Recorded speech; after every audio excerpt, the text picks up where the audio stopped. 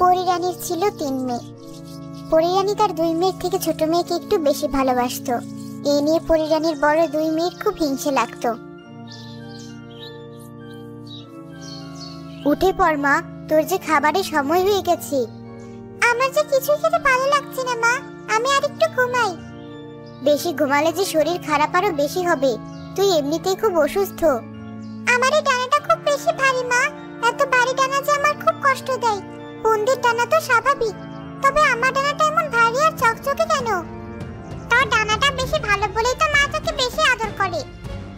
না মা, বিষয়টা তেমন না। তোরা আমার সন্তান, তোরা সবাই আমার কাছে সমান। ছোট পরি খুব বুদ্ধিমতী আর সহজ সরল। এ রাজ্যের দায়িত্ব ভবিষ্যৎ ছোট পরির, তাই ওকে সবকিছু বুঝিয়ে দিতে আমার কাছে কাছেই রাখতে হয়। কেন মা, আমরা ওর থেকে তো বড়, তাহলে রাজ্যের দায়িত্ব ওকে কেন দেবে? ছোট পরির রূপালী ডানায় এক অদ্ভুত শক্তি আছে, যেটাও 18 বছর বয়সে অনুভব করবে। একদিন সে আমাদের থেকেও বড় রানী হবে। আমাদের পরিদের ভেতর এমন রূপালী ডানার অধিকারী খুব কম পরিরাই হয়। নিয়ম অনুযায়ী যে পরিরা এমন রূপালী ডানার অধিকারী হয়, তাকেই সর্বোচ্চ স্থানে রাখা হয়। তুমি পরিরাজ্যের দায়িত্ব বোনদের দিও মা, আমি বোনদের সব কাজে সহযোগিতা করব। এটা হয় না, তোর এই রূপালী ডানার জন্যই আমাদের পরিরাজ্য আজ বিপদ মুক্ত। তুই যে পরিরাজ্যের গর্ব। এসব মায়ের বাহানা, আমি সব বুঝি। মা ওকে বেশি ভালোবাসে, তাই ওকে রাজ্য দেওয়ার বাহানা খুঁজছে। ও যদি আমাদের বন্যা হতো, তাহলে এতদিনে ওকে শেষ করে দিতাম। শেষ না করেও তো ওকে রাজ্য থেকে বিতাড়িত করা যায়। কিভাবে? শোন। খুব ভালো বুদ্ধি বোন। এসে পড়েছিস? বস বস, তাড়াতাড়ি তোরা খাবারটা শেষ কর। রূপালী বোন, তুইও এসেছিস? শরীর এখন কেমন লাগছে? ভালো লাগছে বোন, আজ একটু সুস্থতা বোধ করছি। তাহলে চল আমরা আজ ঘুরতে যাই, তোরও খুব ভালো লাগবে। তোরা আবার কোথায় ঘুরতে যাবি? কেন মা, আমরা পৃথিবীতে ঘুরতে যাব। এছাড়া রূপালী বোন তো পৃথিবীর গাছগাছালি, বন জঙ্গল, নদী খুব ভালোবাসে। হ্যাঁ মা, আমার পুরো পৃথিবীটাই খুব ভালো লাগে। আমি বোনদের সাথে গিয়ে একটু ঘুরে আসি মা।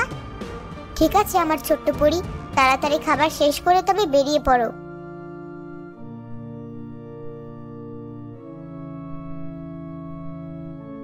রূপালী বোন, চল আমরা এই জঙ্গলের ভেতরে নামি। দেখ, পাশে একটা বড় নদীও আছে। চল বোন, আমরা আগে নদীর ধারে নামি, ওখান থেকে ঘুরে জঙ্গলের রাস্তাটা ধরবো। তারা 3 বোন নদীর ধারে নেমে বেশ কিছু সময় ঘোরাঘুরি করলো। এরপর তারা জঙ্গলের রাস্তা ধরলো। বাহ, রাস্তাটা কিন্তু বেশ। দেখ বোন, চারপাশে কত গাছ পাখি। হ্যাঁ, বেশ সুন্দর। আমারও পৃথিবী খুব ভালো লাগে। পরিরাজ্য থেকে পৃথিবীর এই হাওয়াটাই যেন মনটা ছুঁয়ে দেয়। ঠিক বলেছিস বোন, আমরা যদি মানুষ হতাম তাহলে খুব ভালো লাগতো। রূপালী, ভালোভাবে ঘুরে ঘুরে দেখ, পরের বার কিন্তু অনেক দেরি করে পৃথিবীতে আসবো। তারা 3 বোন মনের আনন্দে জঙ্গলের ভিতর ঘুরতে লাগলো। এদিকে জঙ্গলের পাশে ছিল এক ছোট্ট গ্রাম। ওই গ্রামে সুজন নামের এক ছেলে তার বাবা ও সৎ মায়ের সাথে বসবাস করত। সেই সকাল থেকে দেখছি একা একা কাঠ কেটেই চলেছ, তা তোমার সেই গুণধর ছেলেটি কোথায়? তাকে ডাকো একবার। আহা গিন্নি, ছেলেটা কাল সারাদিন কাজ করে এসেছে, মাত্র তো সকাল হলো। ওকে একটু ঘুমাতে দাও, দেখবে একটু পর নিজে থেকেই উঠে আসবে। সবে আমার কপাল, না হলে কি আর তোমার সাথে বিয়ে হয় আমার?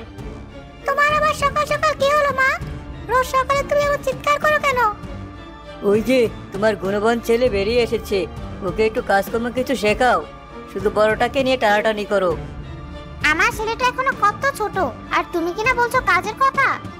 তোমার এই ছেলে আর বড় হবে না, ও সারা জীবনই ছোট থেকে যাবে।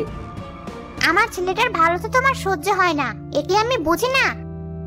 সকাল সকাল আবার তোমাদের কি হলো? মা, আমাকে আগে কটা খাবার দাও, কাজে যেতে হবে তো, তারপরে না হয় তোমরা ঝগড়া করো। ওই দেখো খাবার, খাবার কটা খেয়ে আমাকে উদ্ধার করো। যাক বাবা, আমি আবার কি করলাম? সুজন জঙ্গলে কাঠ কেটে তা হাটে বিক্রি করত। সে খাবার শেষ করে কুড়াল নিয়ে জঙ্গলের উদ্দেশ্যে বেরিয়ে গেল। কপাল সুজন, কপাল, তোর কপাল খারাপ না হলে কি আর এত তাড়াতাড়ি মাকে হারাস? যা আছে কপালে তাই হবে। এই তো জঙ্গলের ভেতরে চলে এসেছি। কাল এক গাছ দেখে এসেছিলাম, আজ সেই গাছটাই কাটবো। এদিকে 3 পরি সারা জঙ্গল ঘুরে ঘুরে খুব আনন্দ করলো। হঠাৎ এক গাছের ডালে রূপালী পরি রূপার ডানাটি আটকে গেল। বোন, আমার ডানা তো আটকে গেল, এবার কি হবে? আমি তো কিছুতেই ছাড়াতে পারছি না। হঠাৎ কিভাবে আটকালি? এবার কিভাবে ছাড়াবো তোকে? আমার ডানাতে খুব ব্যথা লাগছে, আমার কোনো জাদুও কাজ করছে না, এবার কি করব? জোরে টান দে বোন, দেখবি ছাড়িয়ে যাবে। তোর শক্তির সাথে আবার এই গাছ কিছু নাকি? না, তুই একটু ধৈর্য ধর মেজো, তুই আর আমি দুটো ডানা ধরে টান দেই, দেখবি ছাড়িয়ে যাবে। তারা দুই বোন রূপালী পরি রূপার পালক ধরে জোরে টান দিতেই রূপার ডানাটি তার পেট থেকে ভেঙে গেল।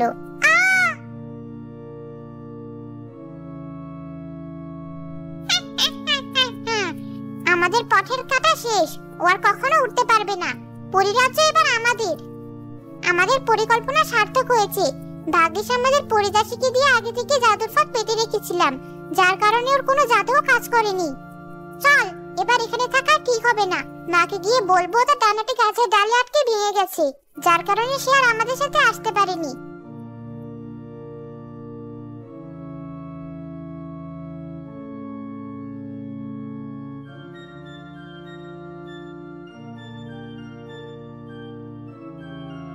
এ কি?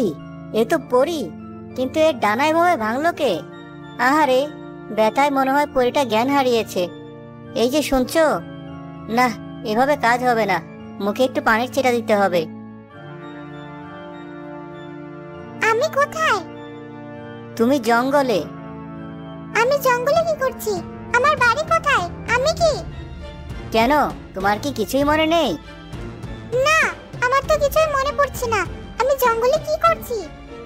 তা তো আমি সঠিক জানি না। তুমি জানো না? তাহলে এখন আমি কোথায় যাব? এত বড় জঙ্গল, আমাকে তো জীবজন্তু খেয়ে নেবে। তুমি চাইলে আমার সাথে যেতে পারো, অবশ্য আমারই থাকার জায়গা নেই, তবুও তোমাকে ভালোভাবে রাখবো। তুমি খুব ভালো, কিন্তু আমার নামটাও তো মনে করতে পারছি না। রূপালী তোমার নাম? কিন্তু তুমি জানো কি করে? আমি নিজে থেকে তোমাকে নামটি দিয়েছি। চলো এবার বাড়ির পথে যাওয়া যাক।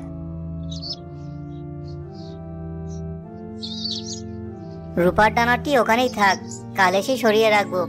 হয়তো রূপালীর মনে নেই তার আগের কথা, তবে ওকে আমার খুব ভালো লেগেছে। এখন থেকে ও আমার কাছেই থাকবে।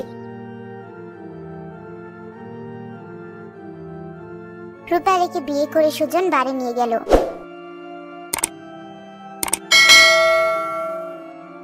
একে কাকে সাথে করে এনেছিস? মা, ও রূপালী আমার বউ, আমরা আজই বিয়ে করেছি। দেখো তোমার ছেলে কি কাণ্ড করেছে, নিজে খেতে পারে না, সাথে করে বউ ধরে এনেছে। খারাপ কি করেছে?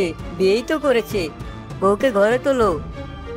যেমন ছেলেটা তেমন বাপ, ওসব আমার বাড়িতে কোনো জায়গা হবে না। পথ খোলা আছে, সোজা বিদায় হোক বাড়ি থেকে। সে কি মা, নতুন বিয়ে করেছি, বউকে নিয়ে কোথায় যাব? সেটা আমি কি জানি। আচ্ছা ঠিক আছে, বাড়িতে যখন থাকতে দেবে না তখন আর কি করা। চলো বউ, আমরা অন্য কোথাও থাকি। কোথায় যাবে? এত বড় পৃথিবী, আমাদের কি আর থাকার জায়গার অভাব হবে? চলো, কোথাও না কোথাও জায়গা ঠিক হয়ে যাবে। সুজন রূপালীকে নিয়ে বাড়ি থেকে বেরিয়ে এলো। তারা কোথাও জায়গা না পেয়ে জঙ্গলের পাশেই এক কুঁড়ে ঘর বাঁধলো।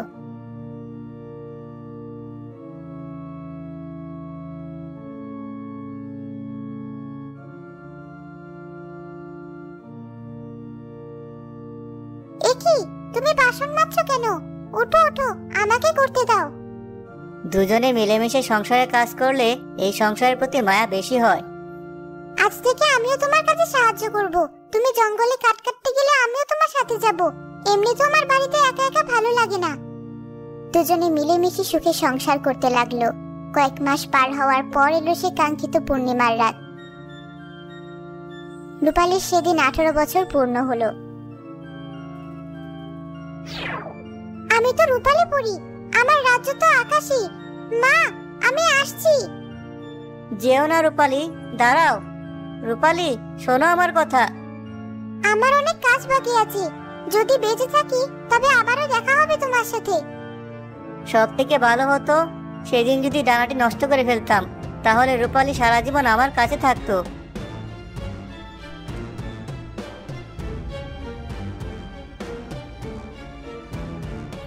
আজ আমার মেয়েটার 18 বছর পূর্ণ হলো। ও কি আর কখনোই আমার কাছে ফিরে আসবে না? মা! রূপালী, তুই ফিরে এসেছিস। ডানাটা যখন রূপালী সবার থেকে ভিন্ন, তখন ফিরতে তো আমাকে হবেই মা। এতদিন কোথায় ছিলি তুই? সব কথা বোনদের সামনেই বলি মা, তাদেরও এখানে ডাকা হোক। বড় ও মেজো পরীকে ডেকে পরিরানীর ঘরে আনা হলো। তারা রূপালী পরীকে দেখে খুব অবাক হলো। রূপালী বোন, তুই? হ্যাঁ আমি। খুব অবাক হলি নাকি? না না, অবাক হওয়ার কি আছে? অবাক হবো কেন? তুই কোথায় ছিলি এতদিন? কেন বোন, আমার কি মরে যাওয়ার কথা? তোর কি হয়েছে বলতো? এমন ভাবে কথা বলছিস কেন? এতদিন পরে ফিরে সবার সাথে এমন অদ্ভুত ব্যবহার করছিস কেন? মা, তুমি জানো না এরা দুই বোন আমার সাথে কি করেছে?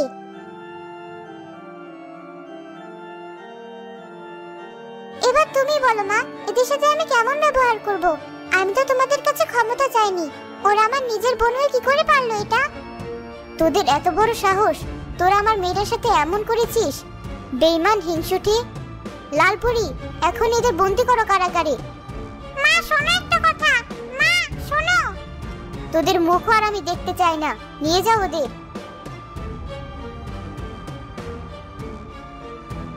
মা রূপালী, তুই যে ফিরে এসেছিস আমি খুব খুশি হয়েছি। তুই হারিয়ে যাওয়ার পর থেকে কতদিন যে ঘুমানি তার কোনো হিসাব নেই। মা, আমার কিছুই মনে ছিল না। পৃথিবীর এক মানুষের সাথে আমার বিয়ে হয়েছে। আমার পিঠে আজ রূপালী ডানা আসার পরেই তোমাদের সব কথা মনে পড়েছে। কি বলছিস? তোর বিয়ে হয়েছে? হ্যাঁ মা, আমাকে পৃথিবীতে ফিরে যেতে হবে। যার সাথে আমার বিয়ে হয়েছে সে মানুষটি খুবই ভালো। ওকে আমি ঠকাতে পারবো না মা। তোকে পেয়েও যে আবারও হারাতে হবে এটা আমি কখনো বুঝতে পারিনি। বাধা দিব না তোকে। তোর এই রূপালী ডানা দিয়ে পৃথিবীতে একটা প্রাসাদ বানাস, তাহলে সেখানে আমিও যেতে পারবো। ভেবেছিলাম ডানাটাই নষ্ট করে ফেলবো। না না, তুই ডানাটি নষ্ট করিস না, তাহলে যে তোর স্মৃতি আবারও মুছে যাবে। আমাদের কথা তোর কিছুই মনে থাকবে না, কিন্তু এটা যদি তুই প্রাসাদ বানিয়ে ব্যবহার করিস তোর সবকিছু মনে থাকবে। বেশ মা, আমি রূপালী পালক দিয়ে একটা রূপার প্রাসাদ বানাবো। রূপালী তার মায়ের থেকে বিদায় নিয়ে বাড়িতে এসে দেখলো সুজন খুব মন খারাপ করে বারান্দায় বসে আছে। এভাবে মুখ গুমড়ে করে বসে আছো কেন? তুমি এসেছো? তুমি চলে যাওয়ার পর আমার দম যেন বন্ধ হয়ে আসছিল। এজন্যই তো যাবো না, এখন থেকে সারা জীবন তোমার সাথেই থাকবো। সত্যি বলছো? তুমি আর আমাকে রেখে যাবে না? হ্যাঁ, আমি সত্যি বলছি। আমি আর তোমাকে রেখে কোথাও যাব না। এই দেখো, আমার ডানা খুলে ফেলছি। রূপালী ডানা, এখানে একটা রূপার প্রাসাদে পরিণত হয়ে যাও।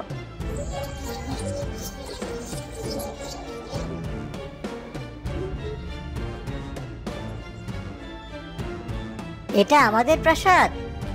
হ্যাঁ, আজ থেকে এটা আমাদের প্রাসাদ। আমরা এখন থেকে এখানেই থাকবো। এর ভিতরে সবকিছুই পাওয়া যাবে। তোমাকে কষ্ট করে এখন থেকে আর কাট কাটতে হবে না।